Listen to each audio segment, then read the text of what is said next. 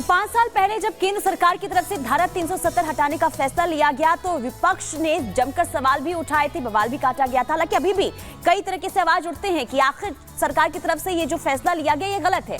लेकिन जब ये फैसला लिया गया 5 साल बीत चुके हैं, कैसा बदलाव हुआ है, कैसी तस्वीर और तकदीर बदली है जम्मू कश्मीर की, ये जरा समझ लेते हैं। देखिए, चिनाब पर दुनिया का सबसे ऊंचा रेलवे ब्रिज अब बन गया है। दुनिया की सबसे लंबी सिंगल ट्यूब हाईवे वहां पर टनल जो है वो बनाई गई है। श्रीनगर जम्मू हाईवे को और बेहतर बनाया गया है, यानी कि लोगों के आवागमन को सुगम बनाने की हर संभव कोशिश वहां पर हुई है। जम्मू से श्रीनगर की यात्रा अब आधे समय में होती है। इसके अलावा 53 में से 32 ऐसे बड़े इंफ्रास्ट्रक्चर प्रोजेक्ट हैं जो पूरे इन 5 सालों में हुए हैं। जम्मू कश्मीर के पर्यटन क्षेत्र में भी बड़ा उछाल आया है। लगातार लोग जो है, यानी कि पर्यटक जो है भारी तादाद में वहां पर पहुंच रहे हैं। 3 दशक के बाद सिनेमा हॉल वहां पर खुले हुए हैं। आप समझ सकते हैं बदलाव कितना बड़ा हुआ है। जम्मू कश्मीर को 2 नए एम्स भी मिले हैं, यानी कि स्वास्थ्य व्यवस्था को भी यहां पर बेहतर बनाने की कोशिश, और पूरी दुनिया से निवेश आने भी अब जम्मू कश्मीर में शुरू हो गए जो पहले नहीं आते थे। बदलाव से पूरी दुनिया में संदेश गया है। संदेश ये कि अब जम्मू कश्मीर में घाटी में अमन है, शांति है और लोग वहां पर खुशहाली से रह रहे हैं। चलिए अब आगे बढ़ते हैं, रुक कर लेते हैं 2 मिनट में भारत का।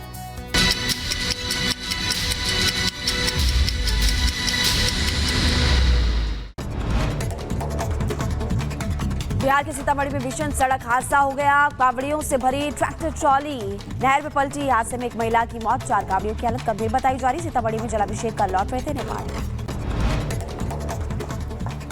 मैनपुरी में बीएससी छात्रा ने फांसी लगाकर आत्महत्या की। मृतका का धर्म परिवर्तन करके शादी करना चाहता था आरोपी। पुलिस ने आरोपी वासिफ अंसारी को गिरफ्तार किया।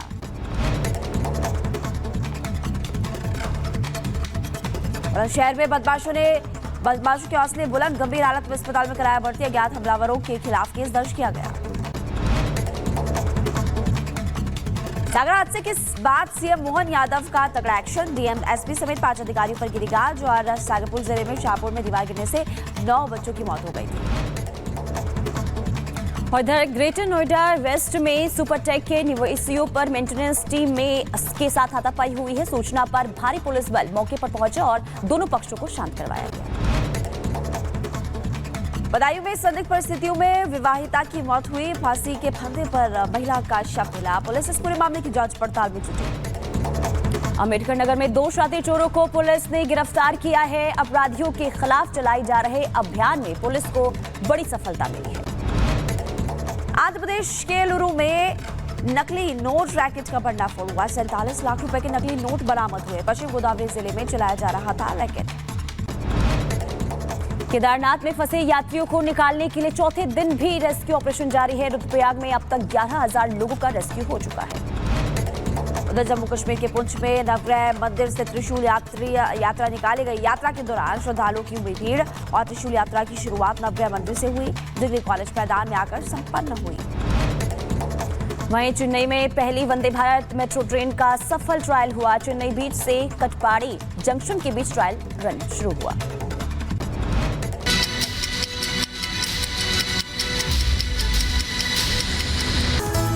चलिए खबरों की शुरुआत करते हैं और सबसे पहले बात कर लेते हैं वक्फ बोर्ड की, क्योंकि वक्फ बोर्ड की मनमानी पर नकेल कसने की तैयारी सरकार की ओर से कर ली गई है और यही तैयारी विपक्ष को मिर्ची लग रही है। यानी कि जहां एक तरफ सरकार की तैयारी हो रही है कि किस तरीके से नकेल कसा जाए, जो मनमानी लगातार सामने आ रही थी वक्फ बोर्ड की, लेकिन मनमानी के बाद अब जब ऐलान किया गया है सरकार की तरफ से कि इस बिल को पेश किया जाएगा तो विपक्ष को जो है मिर्ची लगती हुई नजर आ रही है कि अधिकारों में कटौती की जाएगी। आखिर क्या बिल लाया जा सकता है और कैसे अधिकारों की कटौती हो सकती है, विपक्ष क्या कह रहा है इस पूरे मामले को लेकर, एक रिपोर्ट को आप देख लीजिए।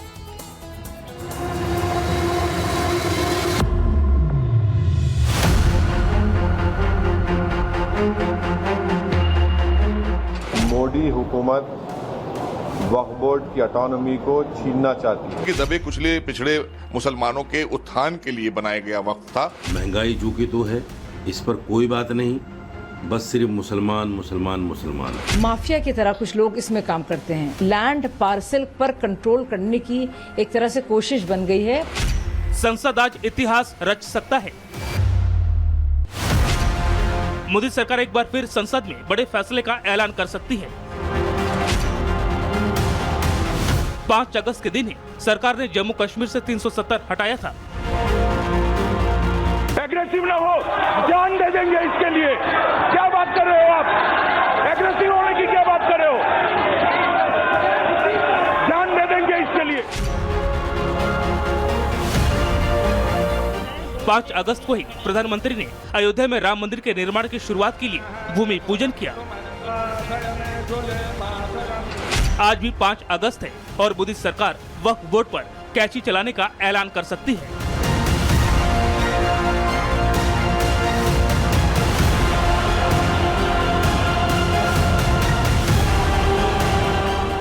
मोदी सरकार ने अंग्रेजों के जमाने के कई काले कानून खत्म किए।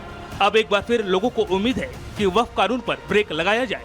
वक्फ कानून को लेकर बहस और विवाद बढ़ता जा रहा है, इसलिए पीएम मोदी से इस कानून को खत्म करने की उम्मीद की जा रही है।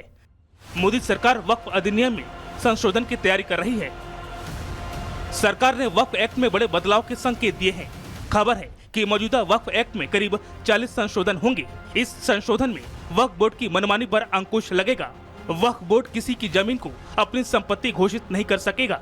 अभी उसके पास किसी की संपत्ति को अपनी संपत्ति घोषित करने की शक्ति है, लेकिन बिल पेश होने से पहले ही विरोधियों के पेट में दर्द होने लगा है। जो अध्यादेश आएगा, जिस पर चर्चा कराई जा रही है सदन में, भारतीय जनता पार्टी की सरकार ला रही है, वो इसलिए ला रही है क्योंकि अब कोई भी मसला आप वक्फ बोर्ड लेकर नहीं जाएंगे। आप पहले शासन के, हमारे जो प्रशासन के अधिकारी हैं, उनके पास लाएंगे। आप वो बताएंगे, अवगत कराएंगे, शासन को अवगत कराएंगे। वक्फ क्यों है? वक्फ इसलिए है कि दबे कुचले पिछड़े मुसलमानों के उत्थान के लिए बनाया गया वक्फ था और उसका कोई सदुपयोग नहीं हुआ है, दुरुपयोग ही हुआ है सन 47 से आज तक। पहले तो उनसे पूछना चाहिए कि जो वक्फ की संपत्तियां जिस वर्ग से मुताल्लिक हैं, उस वर्ग का क्या कानून है उनके बारे में। तो उजलत में, बहुत जल्दबाजी में कोई ऐसा कानून संसद में लाया जाना मुनासिब नहीं है। हर एक्ट में संशोधन हुआ है।